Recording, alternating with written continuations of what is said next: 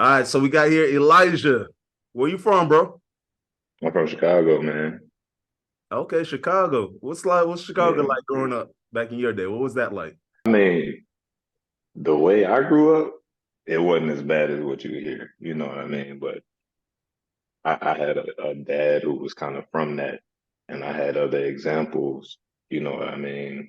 Uncle who unfortunately is no longer with us. So I was very sheltered growing up. I mean, it was like go out, be safe, but you just had to be smart. You know what I'm saying?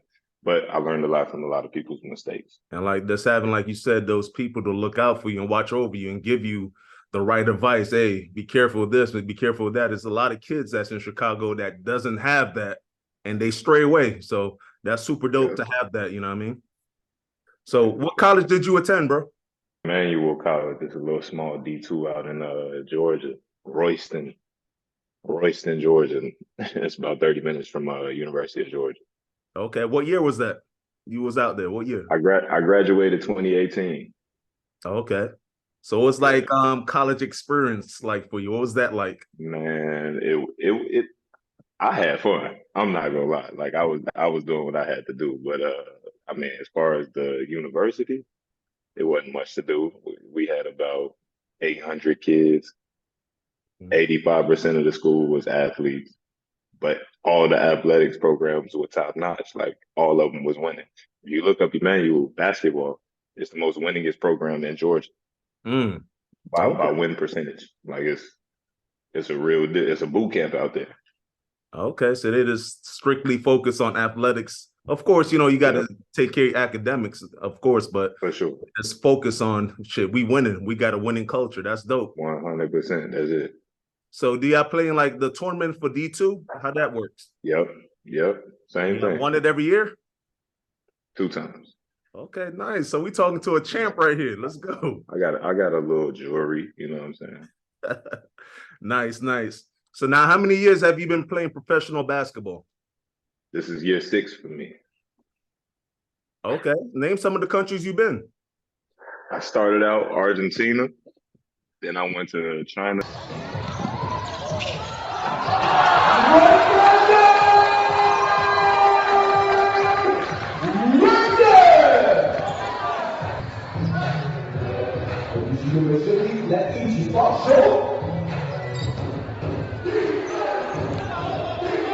Did NBL to Romania, back to Argentina, to Dubai, to Iraq, to Bahrain. Okay, dope, dope. And that's some of you guys may not know. I'm actually in Bahrain right now with Elijah. We actually played against each other last year. I definitely won. He I did. definitely He won. did. You know what I mean? I'm 1-0 I right tried now to against dunk him. on him for the game winner and I slipped a little bit. Game. Come on. These retros, they ain't 23s. It's a retro 4-5, not the same. You see, I got some problems, babe. I'm still hearing voices in my brain. They keep telling me move so. What they do? Go hit the strip club, make it rain. Let's buy out the bar again. Put the sparklers, all of the bottle champagne. I feel like you deserve it. You don't withstood so much trauma and pain. We I go got to over get here in that one. Bahrain, man, and just experiencing so many different countries and cultures. I've been playing professionally now for 17 years, bro. So Man, I definitely know it's a blessing because now you outside of your comfort zone, the US, your city, your hometown, and you're seeing yeah. different languages and different cultures. You're experiencing different foods. It's Yeah. really life-changing, man. So how's been playing internationally changed your view of life, being outside of the US? Completely. Not so much when I did Europe and South America, but coming over here to the Middle East really changed because in America, what do we know of the Middle East? Like we know only bad things. So to come over here and see that it's like actually a beautiful, peaceful place and there's good people out here, completely changed my perspective on the whole world, as well as Western media. You know what I mean? So it's real good for you. If you got a passport, use it. Facts. Like my first time in the Middle East, I was in Israel. All right, so I went to Israel. I Okay. played in Israel 8 seasons total. So I remember when I Mm. was first going over there, they were telling me, hey, you're gonna be over there with camels and all this stuff, and that's how they get around. Well, you know what I mean? You get there, this shit is really like built up, it's modernized. Same here. You come Man, here, you know, we are literally in the desert, but it's really built up nice. And people here live a very normal, stress-free life. They don't like back home, it's so much stress. You got to make this money, you got to make people over here make what they have last and stretch, and they're yep, comfortable and yep, happy. That's one of and the pass it most on. important things I've noticed. Yep, So it's yep, that's pretty dope, man. 100%. That's pretty dope. Let's get to Yeah. the next one, man. So now I see you've been partaking in these different financial markets. All right. What market are you trading in, and how long have you been trading? Started trading in 2018. I started doing stock option. Okay. I lost a lot of money doing stock option, but in that, I learned a lot of lessons. So let me stop you real quick. You lost a lot of Okay. money. Why didn't you Yeah. stop trading right there? Because a lot of people, once they lose, they got the mindset, oh, this is bullshit. Let me run away. I never looked at basketball money as real money. Like, okay, that's gonna sound a little crazy. I always look at basketball money as investment money. Okay. You understand what I'm saying? Like, I'm taking advantage of my blessings right now. I only recently got married. So for the first 5 years of my career, I had no responsibilities. I don't have a car back home. I don't have a house back home. So every dollar I made, I'm trying to make that money make more money. So if I lose money investing it, I don't feel bad. I don't feel bad at all. Like, okay, I just got to learn how to, because I can see that there's people actually making money. So let me just figure out. Let me pay for this class. Let me sign up with this group. Let me learn. Let me pay for education. You So understand what pretty I'm much you saying? betting on yourself for the long term. This is not something short term. 100%. I never plan on working for nobody ever, unless it's just something that I really want to do. So I'm trying to set myself up so I don't ever have to even have that conversation with somebody. Perfect. And I see this a lot of times, man, because whenever I mention the foreign, we don't talk about the foreign exchange market, specifically. When I mention that to people, they get intimidated right away. And that's just Yeah. because they feel like you got to be some, white dude in a suit in Wall Street to really figure this thing out, when it's all about understanding the language.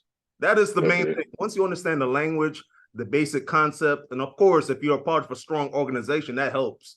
You know what I'm saying? Mm, So a lot of people, they get intimidated and they just don't want to feel like they could do it. They don't have right. the confidence. Right. That's crazy to me. So just hearing from your story, you took L's in the beginning, but you saw there was potential. You see other people making money, you be like, shit, if they could make it, they could figure it out. Right. Why can't I? Right. The big thing for me is the people I looked up to, um, you know, the big bros growing up. I seen them, they went to go play pro. They came back. Now they asking people for a job. Like, man, I messed my money up. Like, I really need a job. I need this. I need that. I didn't want that to be me. And they taught me that firsthand off of their mistakes. Mm. Like, the money you make it make more. Like, they was like, I bought cars, clothes, shoes, jewelry, trips, all of that stuff that don't make nothing back for you. Once you spend that, it's gone and it's worthless. That's facts. Those are the mistakes I did not want to make.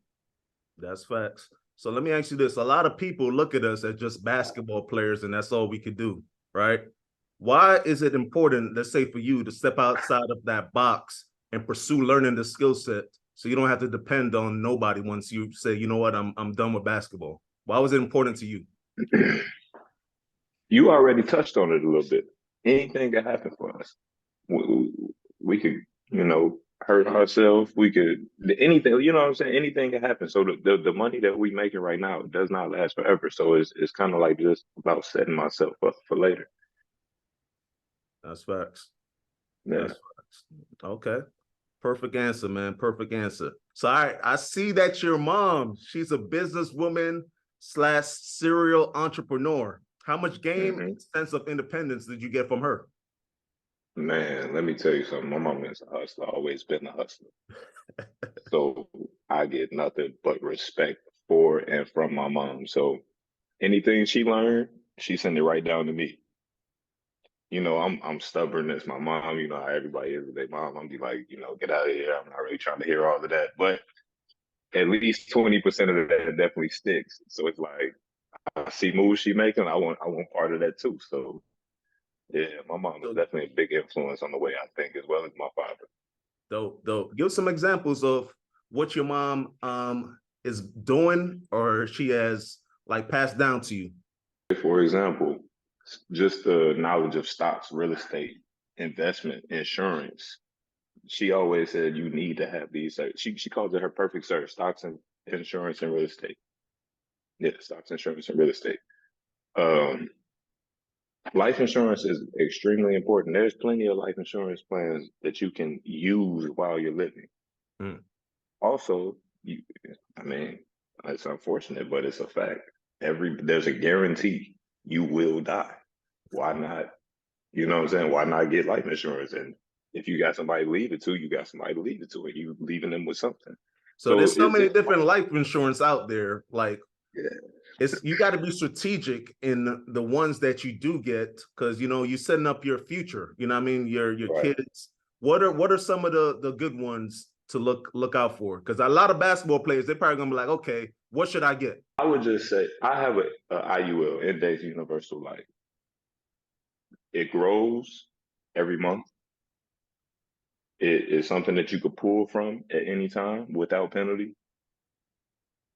And let me see. I don't want to like make it seem like it's no cons to it, but it's really no cons to it. It's really you just investing into yourself. You become your own bank.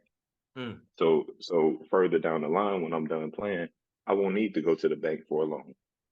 I borrow from myself. I can build my house. I can start my business. I can do whatever. I can send my kids to school. I can do whatever because I invested in myself. You Nice. understand? That's how I'm looking at that. That's what. So I would say get an IUL. Okay, nice. What I'm gonna do is the bottom of the screen, you'll have Elijah's information here, Instagram, if you want to contact him and ask him any questions about the IUL. And I also will have his mom's Instagram if you ever want to contact her and ask any Yeah, questions. definitely contact my mom. She is the financial accountant who will get that set up for you. Okay, y'all hear it first. So you'll see the information down below. Y'all could just hit her up and ask any questions you want. All right, so last question, man, concluding. Do you have any advice for the basketball community when it comes to taking control of their financial roadmap and betting on themselves with proper education and smart investments? Yeah, man. One, leave something for yourself. This game will not last forever. And you know that going in. So leave something for yourself. Two, invest it in something. Don't just spend it all on iPhones and bags and all of this other stuff. Like go buy some Apple. Mm. Go get some stock in Louis. Like mm, do something that's gonna give you something back. Hold it for 7 to 10 years. Like it's gonna bless you in the end. I You think understand? a lot of young guys, they don't look, like you said, 10 years down the line. They're not looking at that. Now, I mean, I'm Yeah. myself, for example, I'm a late bloomer when it comes to like being on my entrepreneurship, man. I'm Okay. blessed. I had one of my good guys when I was playing in Asvel in France. His name was, he went to university. So he's the first one that put me on Ethereum and Bitcoin. This is like 8-9 years ago, probably. And he was in the Hmm. locker room like, yo, we should buy this, buy that. Of course, you know, a lot of the other guys didn't. I did. I made some good money, but I didn't take it as serious as he did. Long story Man. short, he had a 2-year contract with a team called, and he went home in the first year. He went home for Christmas and he didn't come back. He's like, man, I'm making more money doing my crypto stuff right now and other smart investments, and I'm home with my family, my son.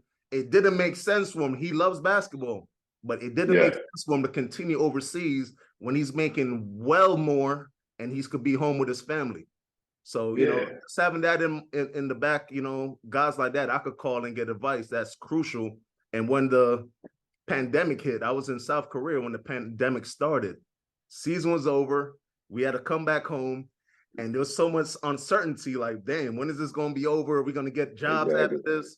That's when I put all the video games. I had the Xbox, PS, I had all that playing. That's what I was doing in my Yeah. free time.